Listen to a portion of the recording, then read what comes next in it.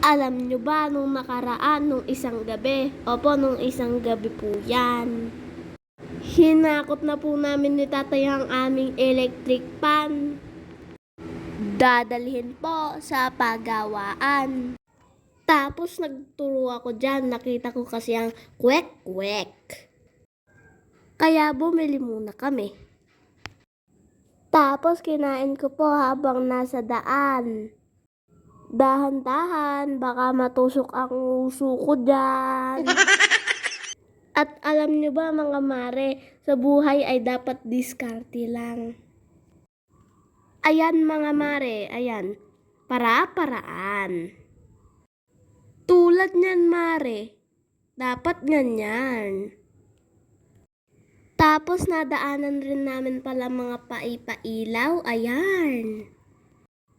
Ang ganda dyan, Pasko na eh. Yun lamang, bye-bye!